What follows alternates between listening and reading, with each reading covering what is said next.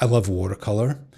I love modern, bright, zany, crazy, splashy kinds of watercolor, but I also love classic, beautiful watercolor with lots of glazes and just mysterious quality. Andrew Wyeth, Winslow Homer, Sargent, all those guys who just, they had a magical quality that I have no idea how they achieved. But fortunately, I found an incredible contemporary artist who does, Mario Robinson, who is an amazing portraitist. He creates these beautiful, moody paintings that I just love the look of them.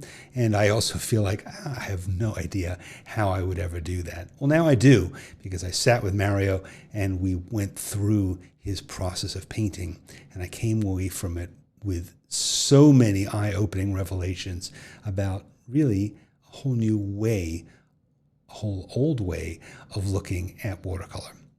So I've asked Mario to teach a special workshop on watercolor portraiture for us at Sketchbook School. It's coming up on September 17th. It's going to be basically a distillation of what he has learned about doing a portrait. And it's going to be an in-depth demonstration where he's going to spend several hours taking us through the creation of one of his paintings. He's going to give us everything we need to make our own version of that painting, including his sketch, his reference photos, his recipes for mixing colors, and his process of building tones carefully over layers and glazes, and then applying flesh tones so that you end up with lifelike, realistic, three-dimensional images that are just gorgeous. We haven't offered a workshop like this for a long time, and I'm just so glad to be back to doing it and to be kicking off this sort of new season of Sketchbook School live online workshops with Mario Robinson. First, let's sit down with him and talk about how he paints and what this workshop is going to be like. It is in some ways a different kind of workshop than we've ever done before, because it is really about a level of realism and craftsmanship that produces incredible results. I think Mario's work is the kind of paintings that you look at and you go, how on earth did he do that? And now you're going to have a workshop where you're going to get to find out how he does it. It really has opened my mind to all kinds of things that I can do with watercolor I hadn't seen before. So Mario, welcome to Sketchbook School. It's fantastic to have you here. It's wonderful to be here. Thank you for having me. Tell me a bit about what is this workshop going to be like for people who are joining it online? From the very get-go, I think people can see the exacting way that I approach drawing, and actually getting a drawing down that is reminiscent of what you're seeking to capture with a certain amount of accuracy. People will notice that I'm very intentional about how I'm applying not only the drawing, but the watercolor on the surface of the paper. That's what I would hope that people take from it, is just slowing down and appreciating the process of creating art. Tell us what the stages of your painting actually are, because they're not necessarily what one would think. Starting with the comprehensive drawing and then taking a baby step into the color process, which is the monochromatic block-in, which just uses a grayscale to establish the values.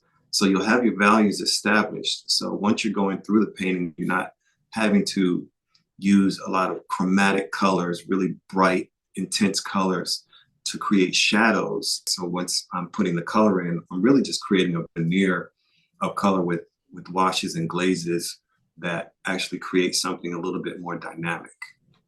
When I first started, Danny, it was a lot of trial and error, which I think a lot of artists can identify with. And I was wondering why my colors were so bright and intense, even where I didn't want them to be. It's okay to have intensity, but I was overcooking a lot of the colors. And I realized that watercolor is such a transparent medium that whatever you put down, if you put a red down on a white piece of paper, it's going to be the most intense red you've ever seen, because the light's going through the color, bouncing off of the surface of the paper and reflecting that light back at you. And I realized that I needed to build up paint layers before putting the color down. And that was, I have to tell you, that was a eureka moment. It took me almost a year to realize that. Well, because I feel like your paintings have such an emotional aspect to them. You know, there's always Thank you. there's a moodiness to them. There's a gentleness, but there's also sometimes a somber quality. There's just a lot of emotion in the way that you're capturing light and capturing these people in this moment.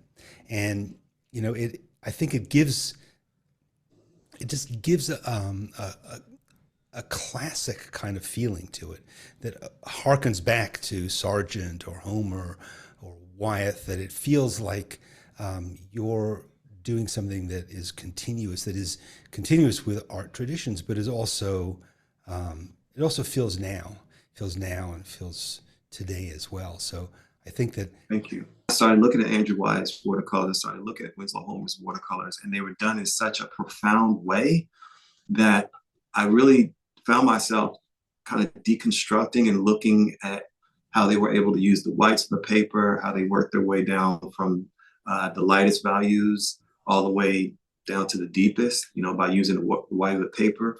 So a lot of things that I incorporate in my work is from studying the work. I hope the people who maybe are newer to watercolor or newer to art making in general, listening to this conversation, don't say, this sounds way out of my league, because I feel like a lot of the things that you're teaching, and you're just a very good teacher, very clear in your explanations as to what you're doing and why you're doing them and how to do them.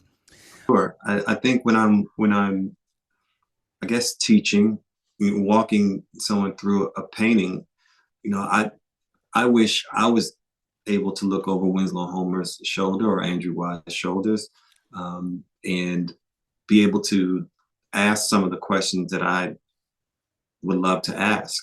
And I just try to keep that in the back of my mind. If someone were in the studio with me, what would they be asking? What would they be confronting in the moment when they're working on a watercolor? So I try to not to talk above or below someone's understanding.